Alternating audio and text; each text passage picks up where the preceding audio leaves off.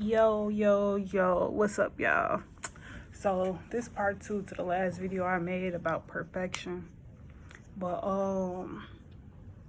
the reason why I wanted to split it up into, because it wasn't until I started typing the title that I realized I wanted to do a part 2 to the video. But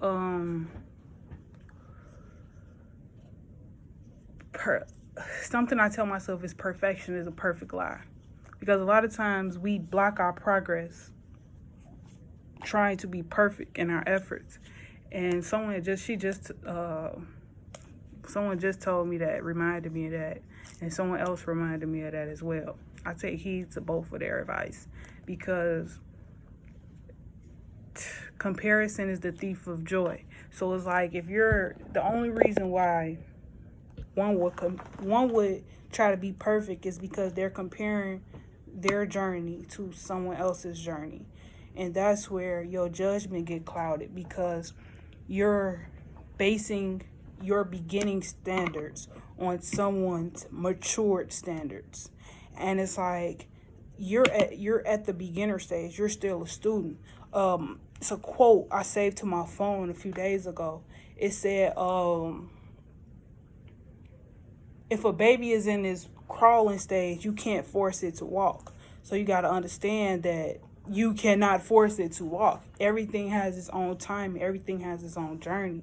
So when it comes down to figuring out what it is that you want to do and how you want to show up to the world, be okay with making mistakes. Being okay with the mistakes of life, and understanding that that's where the lessons come in. That's how you master your craft, in order to see where your path actually is in those mistakes. Because a lot of times you never really know if the mistake that you made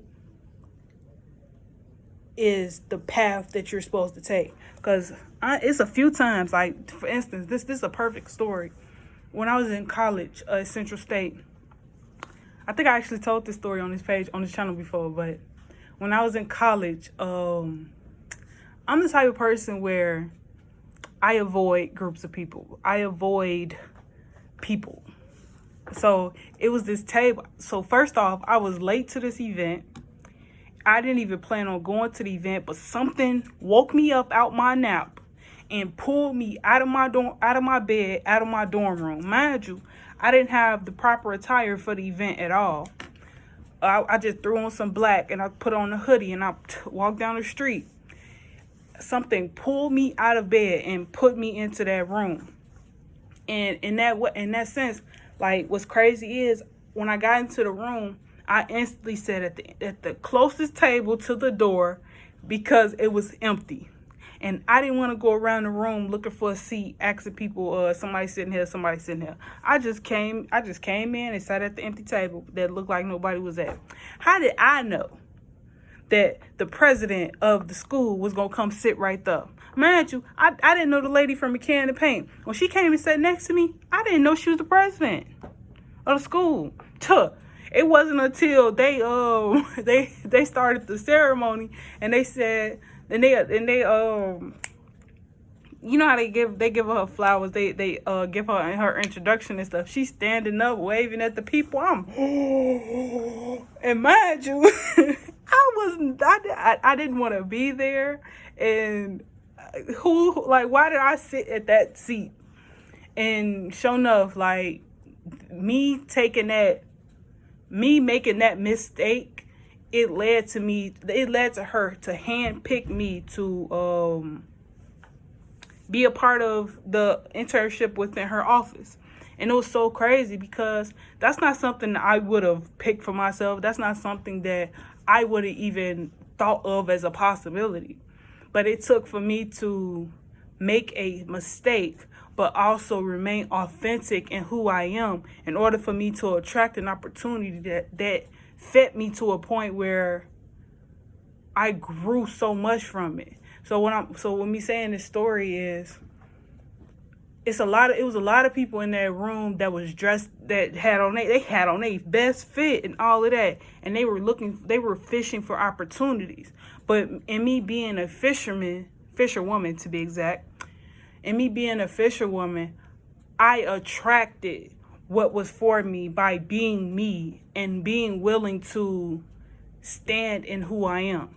Yeah, it wasn't ideal. It wasn't what I thought it was going to be, but it was a much needed experience in order for me to propel into the direction that I needed to go on. Because in that experience, not only did I get professional skill experience, but I also got communication and love experience, because it was actually the lady that I met there, the one who was training me. She, man, if I could go back and just see her and give her a hug for the seeds that she planted in me, I would, truth be told. Because it was this one day, I guess it was like a bomb threat or whatever, so we had to sit in the car together. And when I tell you, we had the most amazing conversation that day, I don't regret it for anything in the world. Like, getting to know our elders is an underrated blessing. That's why I said, like, I'm so grateful for that. I'm grateful for the mistakes that I make, because they all have purpose. Everything in life has purpose. We may not see the full picture in that moment, but if we keep looking, if we keep staring into that light at the end of the tunnel, eventually we're going to hit that light at the end of the tunnel, and it's going to bring clarity to the bigger picture of everything. So, like, with that being said, when working towards a goal, when working towards your goals, understand that she just said this. It's crazy. I gotta learn to pronounce her name so I can stop calling her Hurt. Andrea. But she said, it's not linear. The work we do is not linear. A lot of times, like, a lot of professions are linear. You do this, you do this, you do this to get there. But the route that we're taking is a spiral. It's going to take you, it takes you to learn from your mistakes, in order to learn from your mistakes, learn from other people's mistakes, to get advice from people, learn from that advice, develop your own advice, develop your own story. It takes that process. In order for that process to happen, you got to fall, you got to fail. Each and every time, it's not going to be pretty. Not everything is going to be pretty. You're going to fall on your ass, and it's going to hurt. Like me, and what's crazy is the fact that I fell into the headspace of making things perfect is crazy to me, because I literally got this scar on my eyebrow because I'm a risk taker. Because I learned young that do what you want to do. If you gonna bust your shit, you gonna bust your shit. That's gonna happen regardless. Don't be afraid to bust your shit. Like, don't be afraid to pop your shit either. Like, if it's gonna happen, it's gonna happen. What's for you is for you. Understand that. Be that. Like, man, I was a kid that, I kid you not, every time I went outside, I came back home with a different scar. Whether it was like something small on my elbow, on my leg, on my arms or my legs, or it was like this scar on my knee. I remember when I got this, we was playing fucking Duck Duck Goose.